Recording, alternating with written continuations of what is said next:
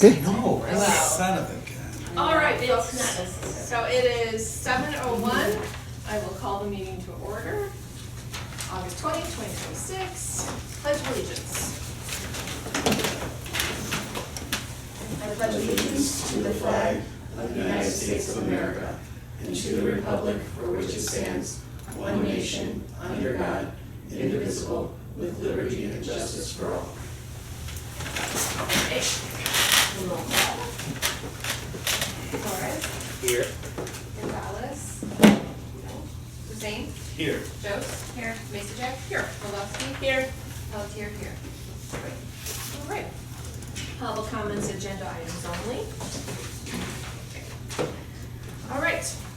Is there anything that anyone would like to pull off the consent agenda?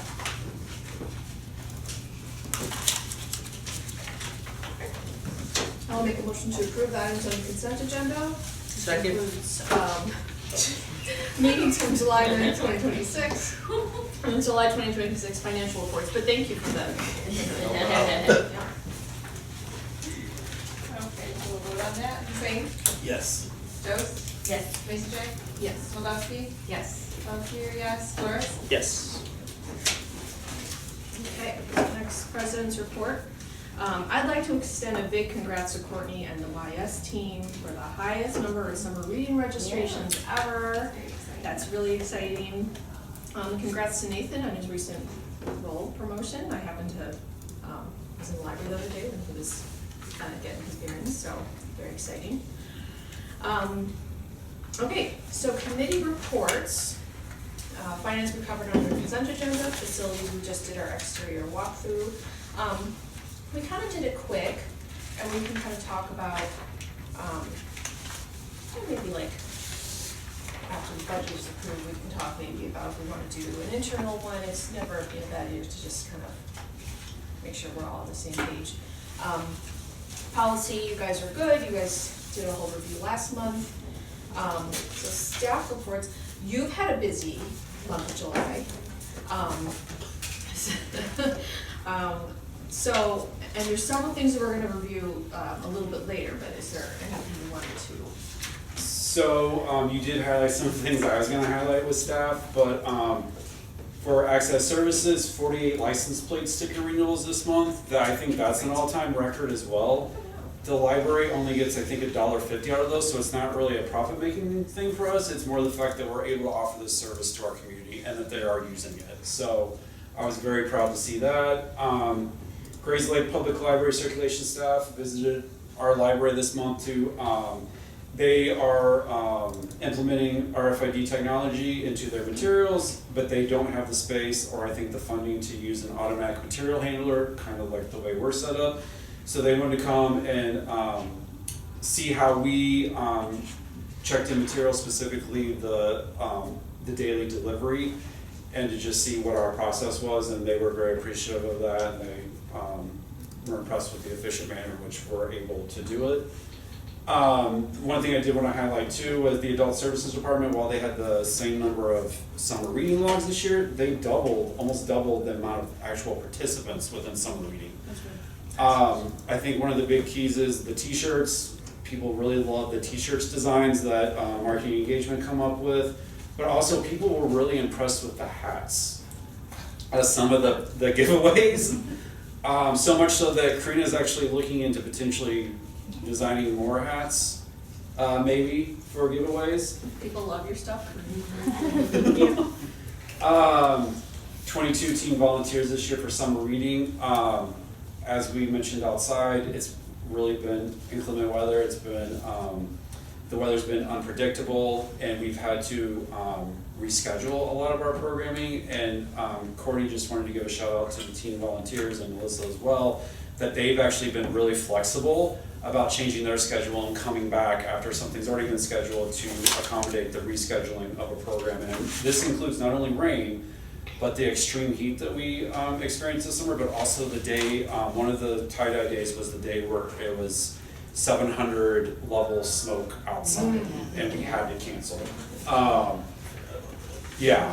This has been a really unique summer when it's come to weather events and having to deal with that. And not only were the team volunteers great about it, but I also wanted to give a shout out to Courtney Schroeder, who did an amazing job at coordinating and rescheduling all of those YS programs that were taking place outside, especially the Tie Guide programming. It's literally one of the most popular programs that we have at the library in general.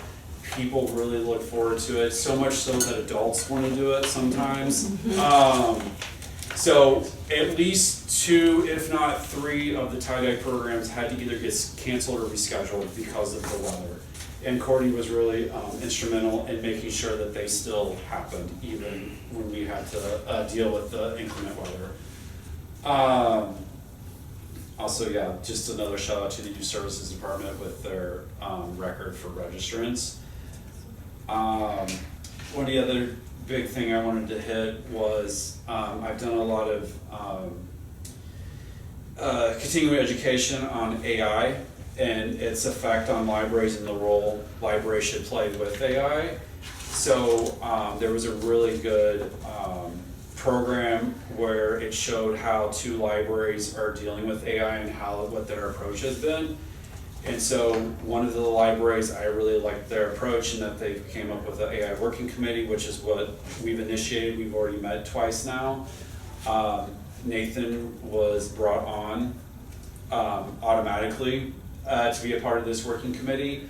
So some of the goals that I want to accomplish with the committee just through the rest of this year is in September, we're going to have an all staff meeting. And as part of that meeting, I'm going to introduce the AI Working Committee to all staff and let them know one of the first things we're going to do is send out an all-staff survey to kind of gauge staff's competency with AI, their comfort with AI, what their opinion of AI is, and what they think the role of libraries should be in dealing with AI and how we should, what our role should be in the community as well. Once we get that data and feedback, as part of that, I'm going to ask for someone from each department to be on the AI Working Committee. I really want a wide range of not only staff that are on it, but I also want a wide range of opinions. I would love to have someone on there that has a very is very opinionated about AI and has strong opinions. And I think having discourse helps create good dialogue, and it helps you see all perspectives. And I want all perspectives to be on that committee. As part of that, once we get the data and feedback, part of that will be looking at creating internal guidelines for staff use of AI, but then the main component of getting the staff survey data would be to determine what kind of training staff would need to become more AI competent. Nathan, just meeting with him, has mentioned that he is getting those types of questions, especially when he's on the desk by the computer lab. A lot of patrons are coming in wanting to use AI to create graphics. We've had a couple people that are in there writing books with AI.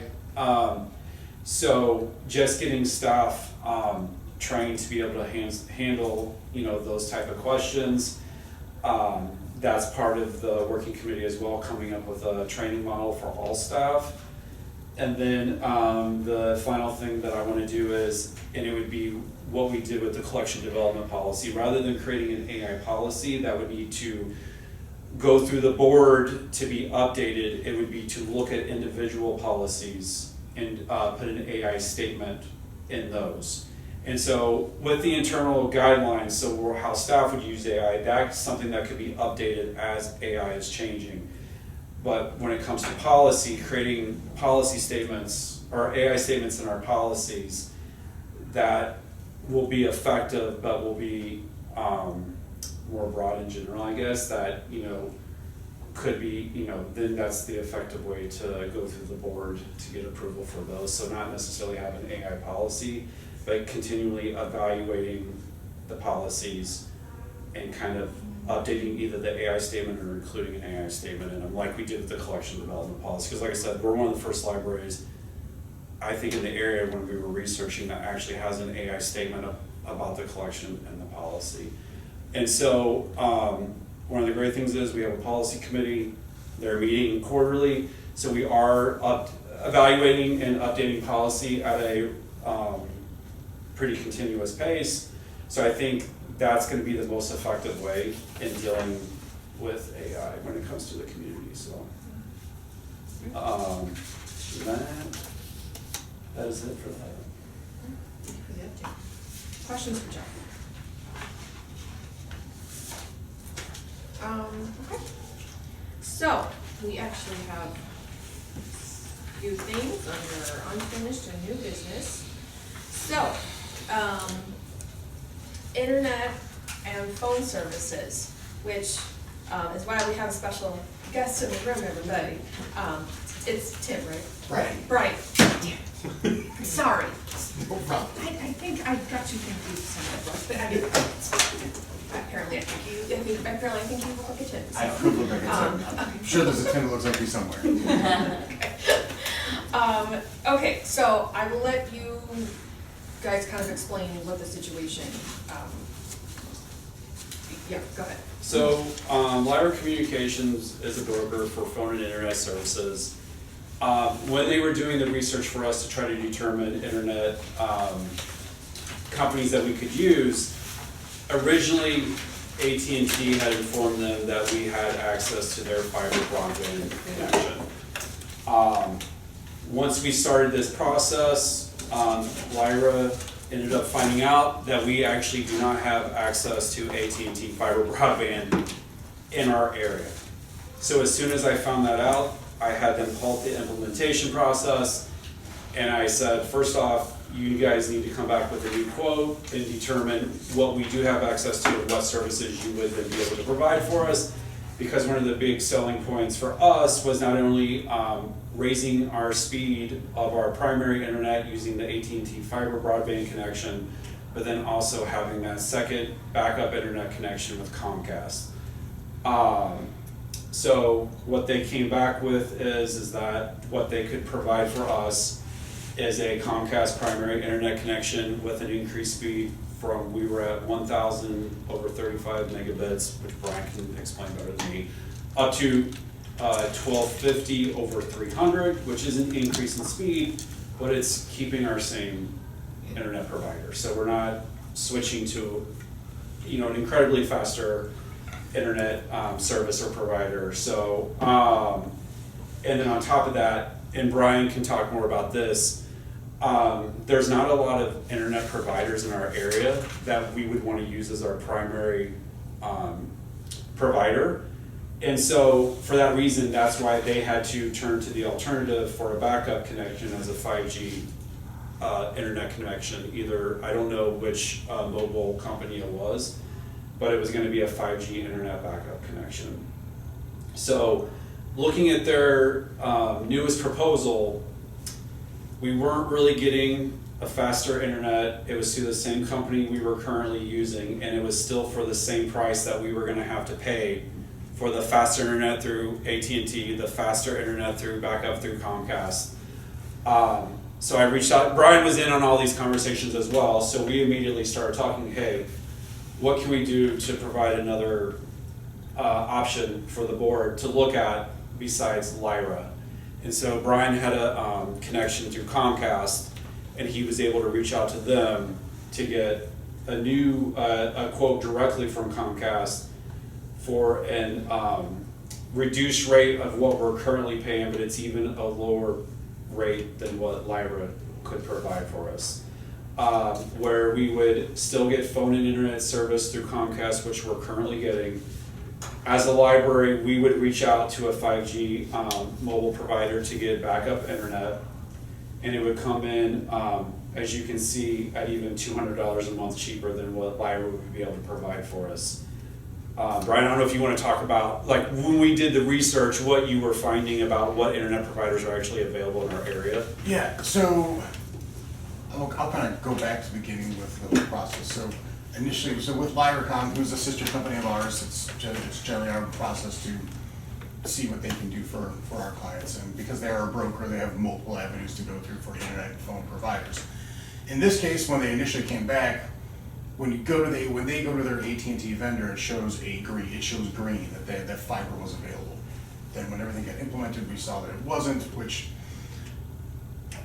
Should have been maybe a little research on their end, digging in before we actually got to a contract portion, but is still on AT&T for having a non-updated service map for them to take a look at. So there's missteps on both sides. And although I'd love to promote our sister company, my job is to be an advocate for the library, an advocate for your patrons. That's my first and foremost. So what I did is I have a contact through Comcast Business who I've worked with for years. She's moved to new business side, but what she did is got me in touch with the retention department. And so what the retention department was able to do was to reduce your current rate, increase the speed from a gigabit to 1.25. So it gives you a little bit better on your download speed. And then what we've wanted to do for a long time is to increase your upload speed, which is which you were at 35 megabits, which is pretty low even for residential customers. So now you're gonna get to 300. So you're gonna see, patrons and staff are gonna see a little bit of an uptick in the download speed. And then they're gonna see a massive, almost, is it 1,000% or 100% increase? 1,000% increase in the upload speed. So you're gonna see a better experience from patron side and staff. In addition to that, you're going to, with the phones, you're gonna keep the same phone service.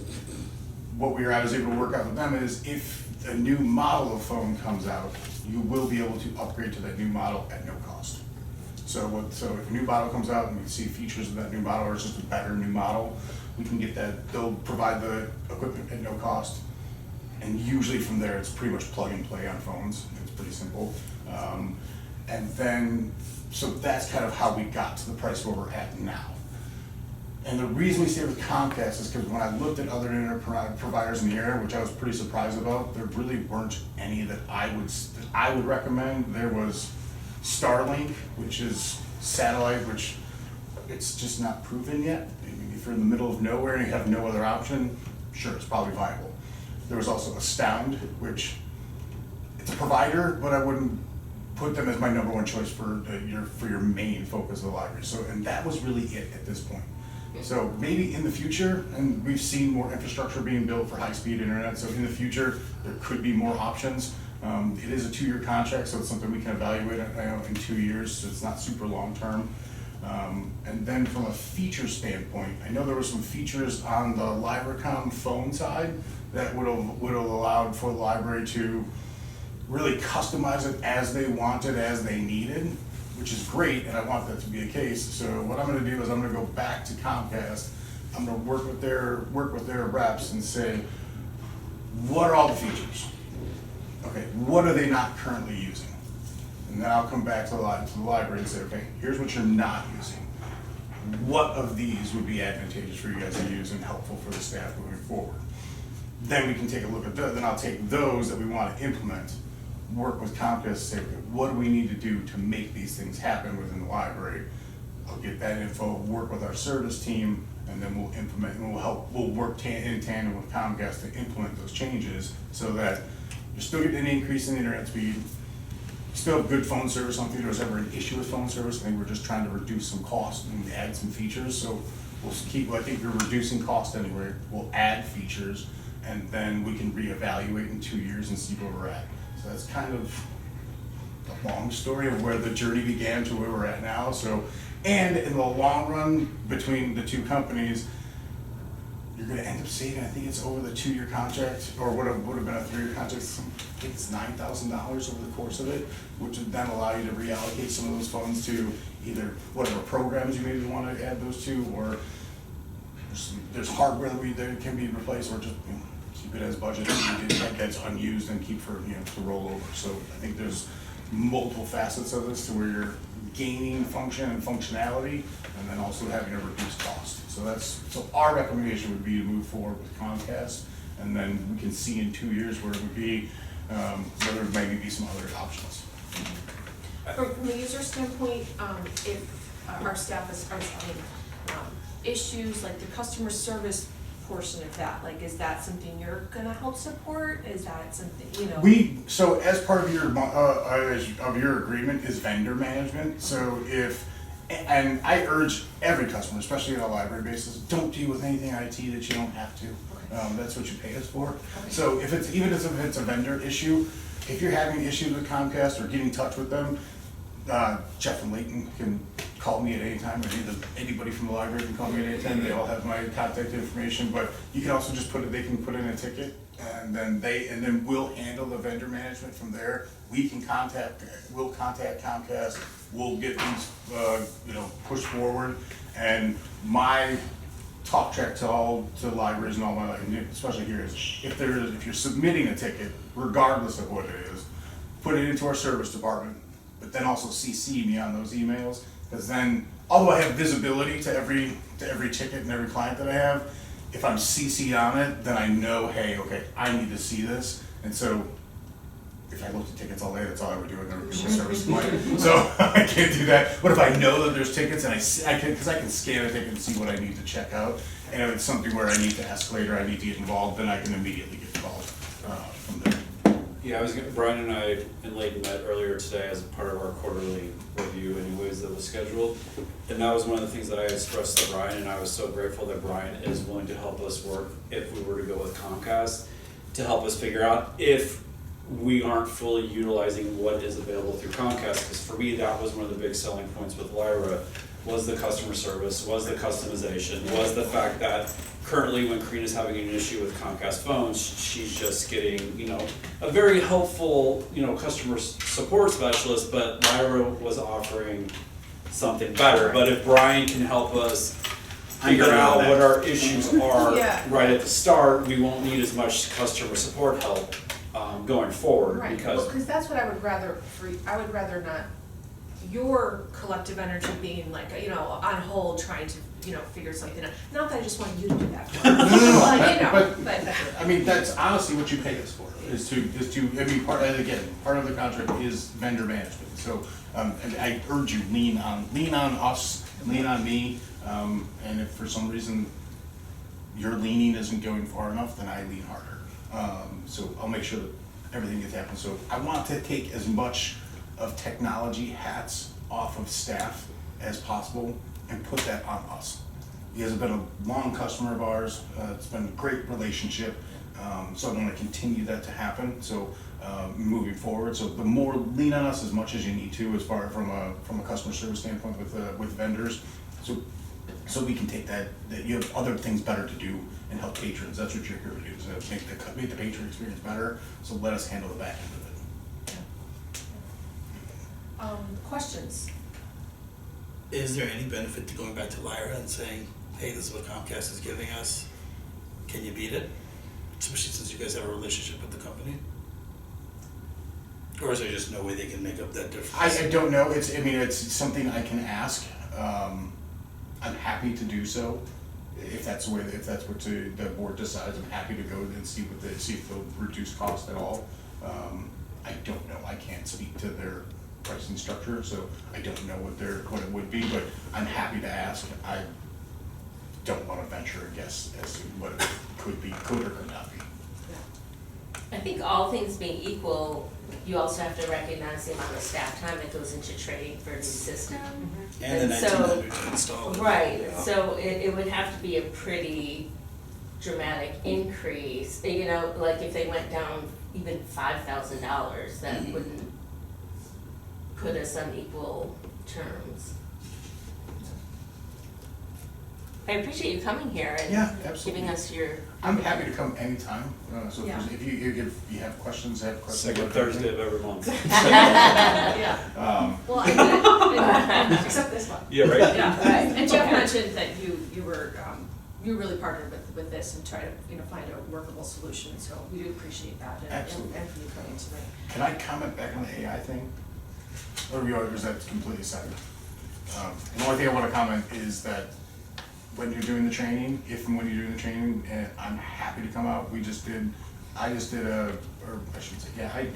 did a talk at ALA about staff training on AI. So I'm happy to bring that presentation forward to the staff. So if you have an in-service that you're going to be doing that with, I'm happy to come out and do training, happy to sit with them, talk about, and then give them talk tracks on how to talk to patrons so that they understand what the possible pitfalls of it are and then the benefits of it and how they can work with them to make sure that their experience with the AI is good and that they feel comfortable talking to that. So I'm happy to do that. Yeah, yeah. Do we feel comfortable, proceeding with Comcast? I'd like to make a motion to approve the library to sign a contract with Comcast for internet and phone services. I second, thank you.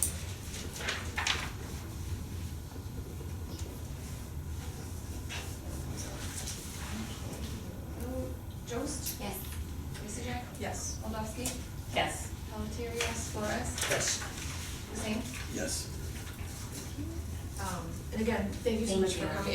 And you're welcome to stay, but you certainly don't have to. I'm sure you know, you have a busy, does anyone have any other questions for Okay. Brian or Tim? Whichever you prefer. Yeah, any questions at all about anything that we're doing, anything coming up, anything like that, I'm happy to answer.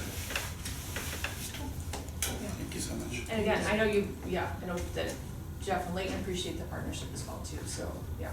Absolutely, and I will leave cards for you all, so if you have questions and you wanna reach out to me on your, on your own, feel free. Thank you. During your summer. It's okay. You'll start coming here to upload things. 1,000% faster uploading. I don't know what I have to upload.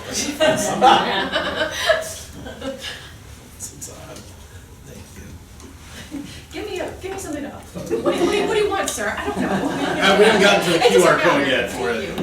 A lot of bites. Thank You'll get a lot of bites. You have it. Yeah, all of them. I know you will. Thanks, Brian. Thank you all, have a great rest of your night. Thanks. Bye. Okay, so emergency preparedness plan. So I'm gonna let you take it from here, so. Yeah, so I just wanted to kind of give an update of what we've done the past month. The emergency preparedness team met. It's myself, Leighton, Cordy Schroeder, and Tim. Murphy, the facilities manager. One of the first things we did, we're in the process of creating kind of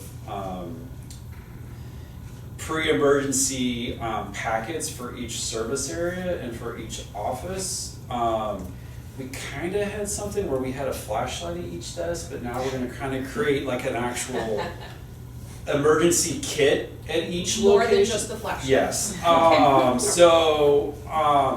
That's one of the things we're working on. One of the other things, I have a meeting set up with the Morton Grove Police Liaison Officers. On Tuesday, I wanted them to look at some of the emergency procedures to make sure that they look good, that they were what they would recommend, especially for things like Code Adam, the bomb threat, active shooter. I know active shooter doesn't change too much, but we weren't sure if Code Adam kind of procedures had changed, so we wanted them to kind of look at it to make sure that the procedures that we have in place were correct in case we needed to update them. The other big thing that I wanted us to move on was to start looking at the restoration companies. Especially with the active weather that we've been having this summer. I have family currently in Indiana. I'm getting videos all the time of libraries that are currently underwater. So it was kind of a priority for me to really set up having a relationship with a restoration company. I know kind of the two big ones in our area are ServPro and Belfor. I was made aware of Belfor because I was doing some research through the ALA website on the emergency preparedness stuff, and it was one of the companies that they had recommended through as a vendor. ServPro is just a national company. Belfor and ServPro are both national, but the difference is ServPro is franchised. So it kind of depends on who owns that franchise in your area and who's working for them, while Belfor is just a national company. They have an office and location in Northbrook and I think one out west. One of the things, so Tim actually had Belfor come out to look at the facility, kind of do a walkthrough. And so just having a relationship with them, you don't have to sign a contract, there's no retainer or monthly fee. But what they recommend is they have this Red Alert Priority Program. There's actually two components of the program. There's a basic package and a premium package. The basic package, you would just sign a contract, and then essentially if there was if you had an emergency, they would come out right away, but if there was a larger natural disaster that occurred in your community, you would be near the front of the list then. With the basic package, you're part of the secondary list. With the premium package, there is a retainer fee that would go along with that, but then you would be the top of the priority of the list with that one. So one of the things I wanted to ask the board was, would you guys feel comfortable with me moving forward into looking at potentially signing up and creating a relationship with Belfour, looking more into this priority red alert program?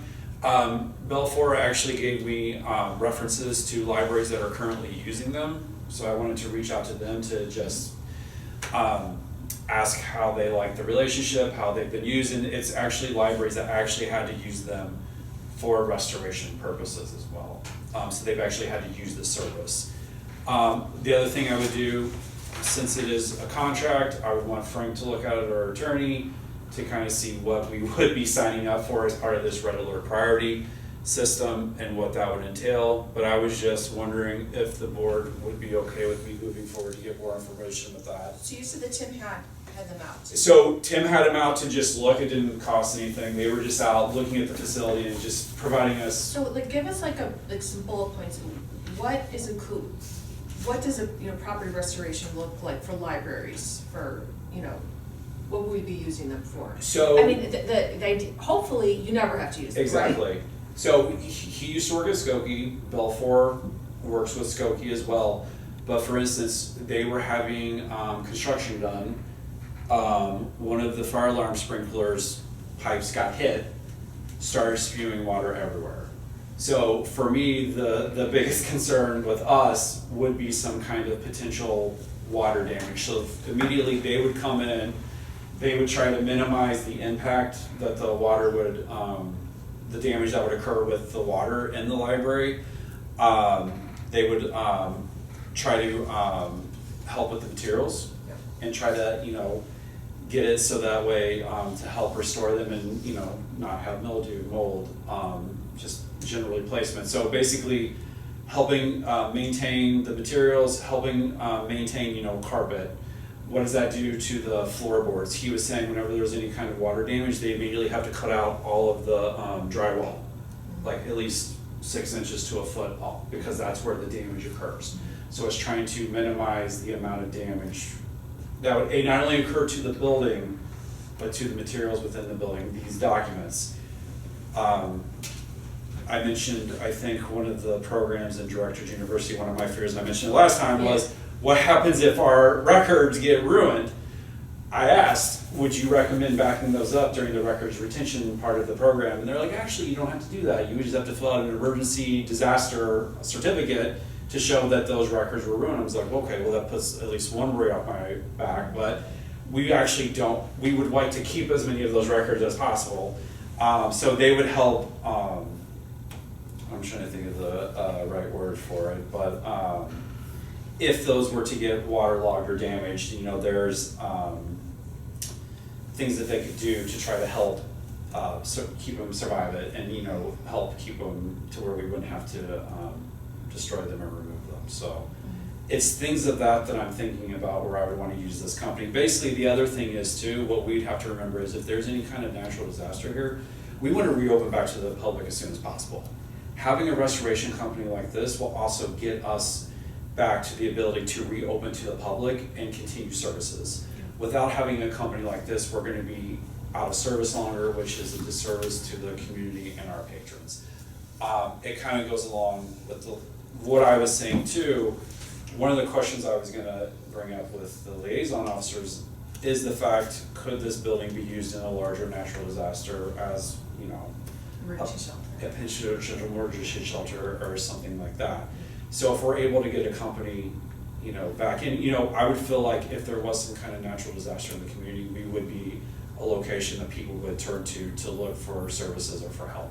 If anything, we would have internet, depending on if Comcast can get it back up, but potentially if people are losing those types of services and type of ability at their own home, we could potentially provide that if we're able to open back up without, being down because of all the water damage we could have had or, any kind of a permitted fire or anything like that. So it's more of the fact that I would want a company like this just to get us back and operational as soon as possible if some kind of emergency like that were to occur. Also, just for the fact that if an emergency or disaster like that were to occur with our building, like I said, I've seen that libraries, they have 4 people to call. They have to call a company to bring in fans. They have to call a company to bring in, sheet coverings. You have to call a company to bring in the vacuums to vacuum the water up. We would call one company, it would be Belfour, and they would professionally be able to provide the restoration services for us to get us back to being operational as quickly as possible. So you said they're nationwide? Yeah. Um, I think they're actually worldwide. okay, it would be interesting to find out more about, they must have some clients in the Indianapolis area How they're or managing Gary, that. and like, how are they Northwest managing that? Virginia. Because if our entire area is suffering this, even if we're paying the premium, So, and that was exactly the question I had for Tim. I was Yeah. like, how does this make sense? If it's a widespread disaster, how are they prioritizing people? Right. He said when he's gone by their Northbrook facility, it's huge. They have a ton of equipment and a ton of, things that they could use for a disaster. But that is also one of the things I'm most interested in, because more than likely, if something is going to occur, it's going to be a widespread disaster that's not going to only affect us, but multiple locations within our area. So how would we be a priority for right, them is if our it's one small that's the, building? and so Yeah. we do there is a contact we have that's a rep, and that's something that I can ask and to also get more information about. If you're in the Indianapolis area, how is that working right now? If you're having multiple locations that are needing your services, how are you effectively prioritizing them, and how are you trying to reach the most people as possible? Right. But I thought the same thing, because we would only be lucky if a sprinkler, if that's the only thing that ever happened that was bad. But my fear is with the kind of weather we're having, Yeah. that it's going to be widespread. Well, And I can definitely find that out too. Well, I appreciate your thought to want to plan ahead, and you have proven from even the past, before you were director, that you do think of the library of what will be best for everybody in the future. So I would say let's have go do some homework. Okay. Yeah. Yeah. Let's Okay. It seems like that would make sense.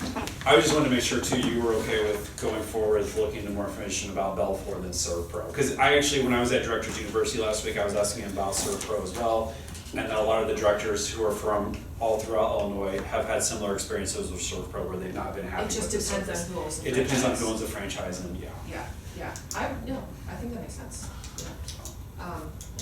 All right, thank you. Okay, emergency repair, HVAC unit. So, as everyone I'm sure has read, this is, to ratify the purchase. I did make the approval for the emergency repair. We had the RTU unit blow out, and literally Tim sent us it literally blew out, this was not a surprise. In fact, Jeff had this in the budget to repair it next year. This was well past its this has lasted for longer than we even expected. And the fact that, this was affecting areas that, you know how wonky our facility, where it was the bathrooms. It's the East Center's bathrooms, the YS picture book room in the middle school area, and if you go to the YS department now, Saturday was really bad with humidity. The temperature wasn't high, but the humidity was awful. Yeah. So Courtney Schroeder, who was working that day, was saying that even throughout the rest of the department, the humidity was up in the department because it couldn't keep up with trying to facilitate the rest of the cooling. It's also the moisture is getting into the carpet. So I don't know if you've ever been in a building after the carpet's been cleaned and there's kind of a funky smell. There's kind of that funky smell going on in the YS department right now because the moisture is getting into the carpet. And so, But this is why, especially, this is affecting our patron area, so this is why, we've been looking that we haven't had 100-degree temperatures too, because the bathrooms would have been oh god, awful. it would have been like saunas. So this is why I said, go ahead to Jeff, let's approve the emergency repair. RTU units are not cheap, as you see what the cost is. I did also wanna hear, I wanted to hear Tim's, thoughts about his thoughts about working with Midwest Mechanical, because, especially because he uses them as like a full service, preventative maintenance kind of, company as well too. With all of our many HVAC units, making sure this is a company that he feels that he's comfortable and feels good about working with in the future, which he said he definitely does. So just wanted to share that as well too. I was gonna, Kevin, he was at one of our all-staff meetings one year, and I said, hey, there's Kevin, Midwest Mechanical, you should all give him a standing ovation, because he's the reason why you're cool and warm in the, because I'll be honest, I started here in 2014, the best that the building's ever felt has been with Midwest Mechanical. The system that's currently on, that services the study rooms down by Cirque, I forget where else, I think Karina's office, that system is already out of date, and it wasn't, the best system at the time, but he's done a really great job of taking what we have and making it efficient and usable for our areas. And that, I would say, since we've been with Midwest Mechanic, those areas felt the most comfortable in the winter and summer because of his effective management of it. But also our primary mechanic, Kevin, he's an A-card carrying journeyman. It's the highest level. But yes, their expertise and knowledge is evident working in the building 5 days a week. What they're able to do with our, and I would even call it a system. We have 11 HVAC units that services 11 different areas of the library. And the way he's able to maintain and, like I said, just make them efficient for what we have is kind of amazing. And so, It's kind of why I asked the question, because a lot of those HVAC companies you get that will maybe sell you the unit, but it doesn't necessarily include preventative maintenance, and then especially when you have 11 different things and you're trying to manage all that, so the fact that Jeff and Tim both feel comfortable working with that company is really big, so. and I can say too, Pam thought the same thing. Yeah. Pam and I have had those discussions as I was coming on to director about Midwest Mechanical as a vendor, and she said that their expertise and knowledge is one reason why she stayed with them, because they were able to effectively maintain our building with what we have, so. Yeah. So again, this is just to ratify the emergency purpose, so, emergency purchase, go ahead, please. Is the price in line with what you were thinking budget-wise for next year? Yes, so the price that we originally thought, Tim didn't factor in the cost of the crane. Okay. So that's another reason why that's more expensive than what you would think an HVAC unit would cost, because they have to bring in the crane. Also, I think one of the reasons why it's a little bit slightly more expensive is they're doing all of the work on getting the permits through the village. So he's doing all of that for us as well. I asked Tim about that. He used another vendor for a lot of the places he worked at called Atomatic. He was saying that would probably be in line with what they were doing. Once again, it's a reliable vendor with the expertise and knowledge that we would want. Potentially we could have saved, he was saying like $1,000 or $2,000 from somewhere else, but we're also not then getting the other things that Midwest is able to provide us. And I did ask about that 1900. They don't ever do that. Oh, It's okay. basically just ensuring that the unit will be able to hold up there, is what he was saying, 'cause I asked about that too. Yeah. But yeah. Yep. I'll make a motion to. Can you approve the pricing motion? Yep. I'll make a motion to ratify the emergency purpose of a replacement RTU unit in the amount of $24,939. I'll second. Okay. Mason, Yes. Oldowski, Yes. Volunteer, yes. Flores, Yes. Hussein, Yes. Jost? yes. Great. So just an update about that, we're still waiting on the permits to go through the village, but we're hoping next week potentially to get it installed and operational again, Yeah. so. Again, and I didn't wanna have it wait for this meeting and then for it to be approved and then have to go through, so, yeah. I you guys get where the mindset was, but, okay. So next, the September board meeting. So, I realized going through, you know, the busy family calendar, Niles West, there's an open house that night. Some of us have, high school kids, so I just wanted to make sure, that there would be a quorum that night. We can certainly look to move the meeting if that works best. My husband works at Niles West, so he has the teacher hat on, so I need to go to be the mom, so I would not be in attendance. I know Tamara has a Niles West student, and this is the freshman year, so it's probably a big one to go to. So, how does that look for everyone? Can everyone else guarantee to be here, or do we wanna look at moving the meeting? I'll be out of town. Okay, so that's, 3 down. Yeah. I don't know Okay. about you guys. So then the pressure would all be on you guys. I'm gonna be at the. You're probably at the open house. So maybe, so, okay. So, all right, so everyone get your calendars. So, we can, and then Jeff and Lane kind of like chime in as well too. So we could certainly move it like a day up or something, like we could do like a Wednesday, September 9th or something. Or we could push it back a week. The only reason why I, bring that up is because you're coming off that Labor Day weekend. Is that, are you scurrying to get some of the financial statements? Yeah, I was gonna say some of the reporting Yeah. done. And also that is the meeting with the first reading of the 2027 budget. Yeah, So- which is, so I would like to have as many people here, as we can. Do we wanna move it to like the week after? What does everyone think? I get back in town, I think the evening of the 12th. Okay, So if, so the next I'd like week to be there, so if we the need to next week follow, of it the would be week. better. What does everyone think about September 17th? Works for me. Yeah, Mm-hmm. okay, then I'm glad we brought it up. It might be rough for me, but I will, Okay, yeah, so my brother's in shift and both boys have, all the boys have stuff. of course they do. I know, right, I so, know. but, just book it and I'll Okay. figure out logistics. Okay, so, and we will make sure,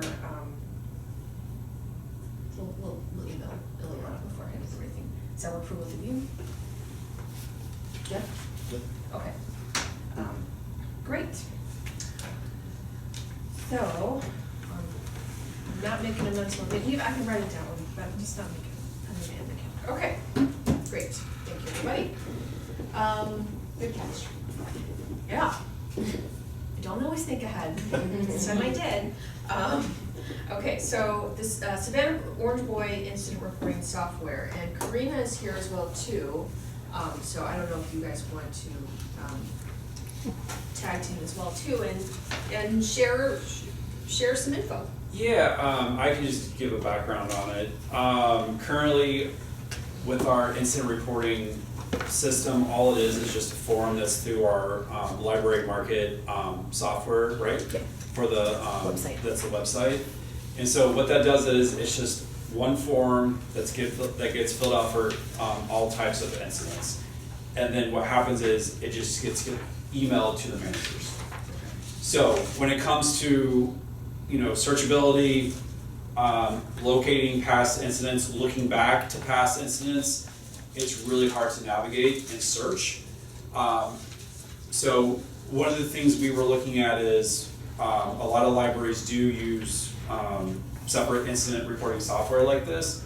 Savannah Orange Boy, which we're currently using, has an incident reporting capability, so Karina looked further into it. One of the other reasons why I wanted to look further into this is because in November, we're having, as part of our all-staff training, paid prevention is coming out for de-escalation and bystander intervention training. I took some of the training at ALA, and one of the perspectives that I found extremely important that I never thought of even as a manager was, what is the staff member's well-being or mental state as they're going through one of these incidents? And paid prevention's recommendation is, because a lot of places are using incident reporting tracking like this, one of the things you can do within the incident report is the staff member can kind of report how they were during the incident. And the way PAVE prevention says you're either at a green level, a yellow level, or a red level. That's part of the report as well. Generally, when you have an incident like this, usually what's part of the follow-up conversation is you're just really kind of focusing on the incident, how the staff member reacted and what their response was.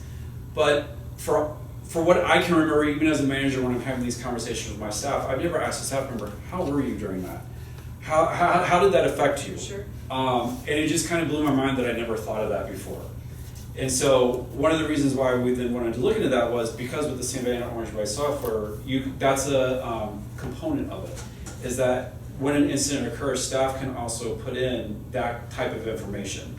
So then when the manager receives that incident report, they can see then where the staff member was at, before and after the incident, as part of the follow-up to kind of see, hey, how are you doing? Besides what occurred with the incident, Yeah. let's make sure you're okay as well.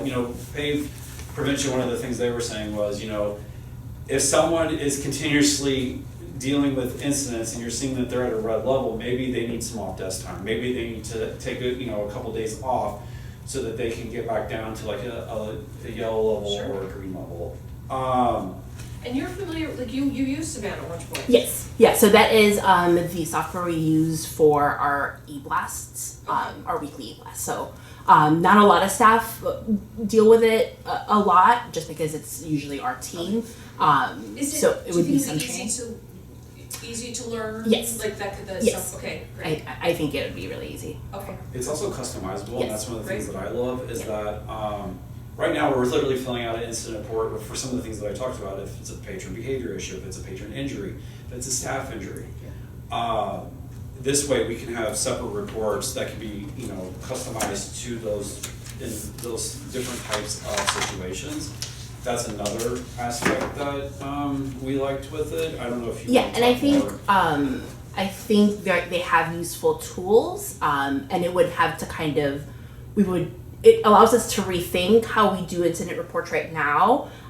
They have a tool where if it happens in the youth services department, and someone fills it out, it could only go to youth services staff, so it doesn't have to be all the managers. AES doesn't have to, so if it's like, oh, something happened, everyone should be aware of it. Instead of sending out another email, this Right. will already do it automatically. So functionality-wise, it will tighten up workflow and communication, I think. I think especially when we move forward in terms of empowering staff to fill out more incident reports, this is a really helpful tool for that. And I think the built-in trauma alert is absolutely perfect, especially when in November, Jeff had already decided, that we're gonna have PAVE come in and talk about this sort of thing. And one of the reasons why we're having PAVE come in is because we are seeing an increase in situations where we are having to use de-escalation techniques and skills to try to deal with those situations. I will say this, one of the great things about our library is that the library world is a small world. And so problem patrons that are visiting and frequenting other libraries in the area, they tend not to have as many problems here because of the way our staff is able to handle the situation. And I've heard comments from libraries like, hey, you might want to watch out, this patron might be coming your way. And then when they do come in here, we don't have issues because our staff does a great job of being a welcoming and inviting space for everyone. And I just think the way, our attitude towards patrons and our attitudes towards service is different than a lot of other libraries in the area. So I think that helps as well, but even with that, we are seeing an increase in situations where even with that type of attitude towards being a welcoming space and trying to provide the best customer service possible, that it is situations that are getting elevated to where it warrants an incident report or banning of patrons from the library. So just another way that staff know that they feel supported and just another tool that they can use to help in these situations. So, and it's like Karina was saying, it's gonna make the communication better amongst staff as well with some of these situations, because it's not necessarily issues where you would want to ban a patron, but it's like maybe, oh, well, you know, someone's using the prayer care room in a way that they shouldn't. So it's then making staff all aware that these patrons are doing that, and that way we can be on top of that situation and just kind of informing the patron of the correct use of that space. So it's even for things like that versus an email that comes in through this. Yeah. So I have a question. What happens to the reports in the database after the 3 years if you decide to maybe look into a different company or? Oh, We need to- actually, yeah, I do not know, that's something. Okay. I do not know that, That's a but great question. yes. I'm sure they're downloadable. I figure, but you just might wanna know the things before you. Yes, that's a great question. And do you own them then, like? Yeah, do like, you own the can you- instant reports, right, Yeah. right. Would you feel more comfortable, do you want an answer to that before?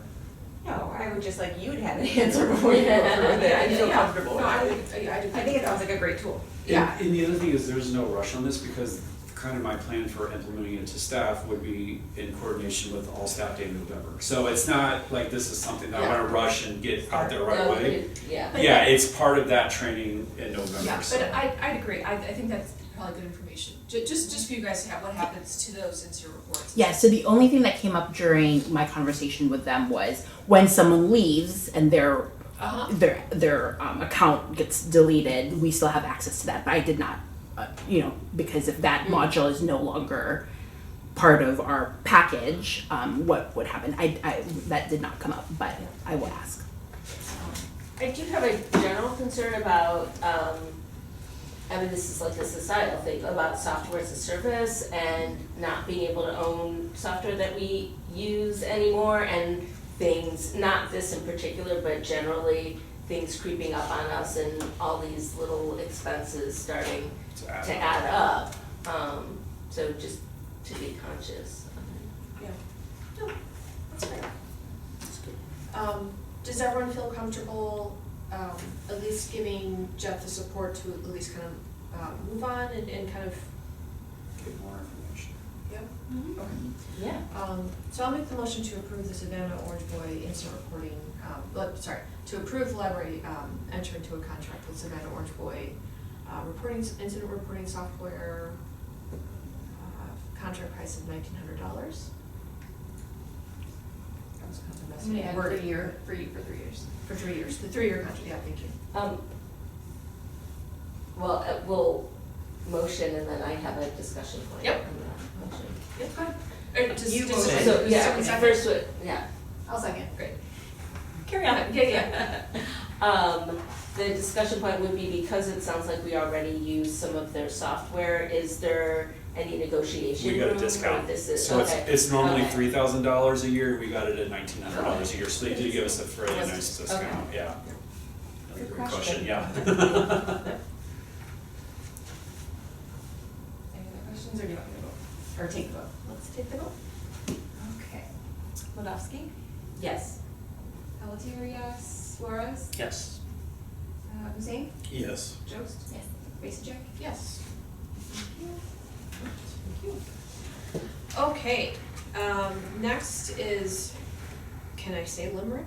That's how I was kind of reading it almost. Yeah, that's how. That's the correct way, Right, yes. and the insurance network, I mean, we kind of have no choice, do we? Right. Yeah. So, I mean, I put that together. So Yeah. I put it on there because I wasn't certain when we would receive the IGA. Now they're saying we're gonna receive the IGA in early September, so it should be in the September board packet.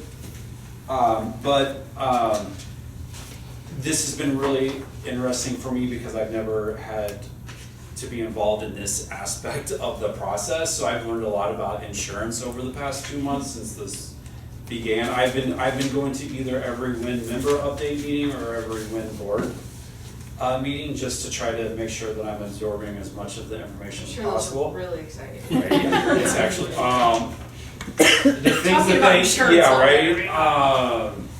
But I will say this, for staff, luckily it's still Blue Cross Blue Shield, so staff will not have to get new doctors. It's still the same providers and network that we're currently in.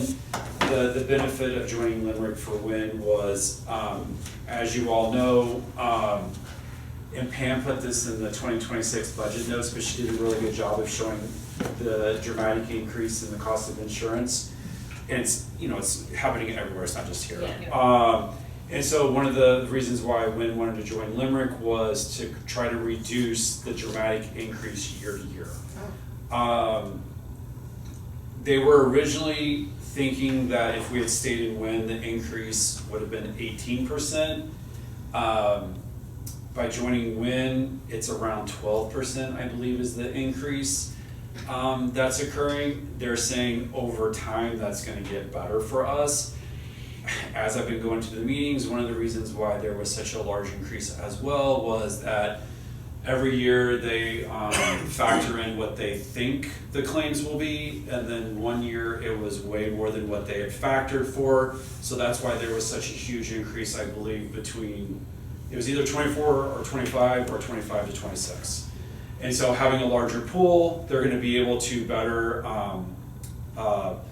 determine what they think the claims amount will be year to year, so they won't be as far off. So that's why they're saying too, not only that, but being a larger pool, it'll help reduce the dramatic increases as well. So a larger pool will just benefit everyone, so. But yeah, that's the stuff that I've. Yeah. And so then, you know, as part of joining Limerick, I'm really doing an evaluation of the different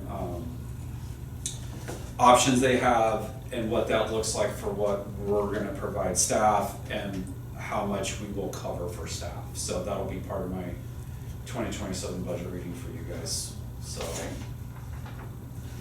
Yeah, I mean, No choice. no choice, right?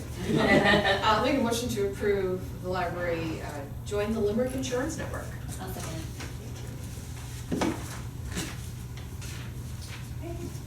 Pelletier, yes. Flores? Yes. Hussein? Yes. Jones? Yes. Ms. Jack, sorry. Yes. Waldowski? Yes. Thank you. All right, communications. Well, way to go to the male librarian who was always. I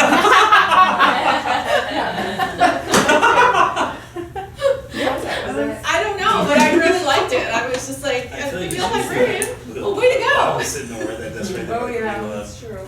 Sometimes Nathan. No, I love it, so. Can I say, real quickly too, we did go ahead and post to the library website the trustee candidate packet for the 2027 election cycle. And so that is up. The first day to start petitioning is Tuesday, August 25th. I think it's Tuesday, August 25th. That's what, Yeah, when I was in there, I was like, that's, oh. yeah, Oh, that's it's really early. early. Can we pick up forms, or how did, I don't remember. So it's all on the webpage. The candidate's guide is there, but there are a couple forms. And we have three. 3 open trustees. Yes, so, so it's Ileana, Mark, and Tamara, yeah. So, you know, just saying, it's been 6 years already. I know. It doesn't It's feel actually like not even it. longer than 6, so they get, Oh, right. so it's been long. But you had to run 6 years. Yeah. Yeah, yeah. And I know, Pre-COVID? Yeah, I remember the Zoom calls. A couple of people talked to you about maybe the library being a resource in general for more local election information, disseminating some of that, or having forums or things like that. Yeah. I did go to a program on that at ALA. Uh-huh. It was actually very interesting. And so, one of their big recommendations was, depending on what you want to do, it is community-based, so it's kind of what your community is looking for and what they would kind of want. I just know that we did have one comment one time where they wished that the library had provided information on the candidates, which is not really the library's role. It would Yeah. be, you know, when libraries did things like that for elections in the area, they were just used as a location for like the debates. Yeah. It wasn't like the library was really providing information about the candidates, but it would be a place where it was, I think, a congressional seat where they had their, local media is going away, so it's hard to find this information out in a local Right, source. And so they brought in, they had the debate at the library, and a local radio broadcaster who has had experience with debates conducted the debate in the library, and it was hugely successful, but she did warn, it has to be what your community wants and Yeah. what, not every community would, every library could do that based on what the community is looking for and would want, so. So send people to you? Yeah, so basically, Tell them, tell Jeff your I need the ideas feedback of or what people are you're- looking okay. for to just kind of determine, what would best be our role in a Yeah. situation like that. Because it is really interesting, because I remember growing up, in the local paper, every candidate would have Right. the questionnaire that they would fill out, and would be available for everyone to get the information about all the candidates that are running in the local election. So with local media dying, where are people getting that information? Yeah. How, is there a way, something we could do to help that, where I don't know where we would be the ones necessarily, disseminating the information, but is there something that we could work with, Mouse Township government, Maine Township government, to where we can help, And I would agree, I think it has to be some sort of collective right, effort. and that's what it was with Because the it's- debate, it wasn't yeah. just the library, it was a, Because local elections is where you're gonna feel the change right away. People look at the big, national elections, and that gets the most attention. Those local elections is, that's where the change. that's where the change really comes in, and it's such a low voter turnout, so it would have to be like some sort of collective, Right, it would, information, Yeah. this is why local elections matter, Yeah. and, all across the board, so. which we do programming like that already about No, when the election happens, yeah, and, I know, so we but are in it's- where to vote, Yeah. Yeah. voter registration. So we are doing our part in that aspect, but it was just a comment that I know that Pam brought up, because, and I hear it when I was working at the access services desk, that it was just, people do wish that there was a way that they Yeah. could obtain that information that you're not able to get anymore due to the fact that, local media is dying, so. But yeah, usually the library posts, information for, the candidacy packets. Karina posted that online today, Oh, so perfect, that way. yes. Yeah, I mean, and you never know too, like, we had, a patron reach out, I CC Jeff on the response, asking about, what it takes, or, what's required to run, which is always great to get that question. They are not eligible, they're not a US citizen, but it's great that that person, wanted to try and serve. Hopefully there's other ways that they decide to get involved, but, yeah. So, yeah. All right, folks. I think that's all we have. Wait, public comments on agenda items. Good afternoon. It's just us. Karina's here, everybody, just in case Karina's here. Okay, so it's 8:09. We're adjourned, so our next meeting is September 17th.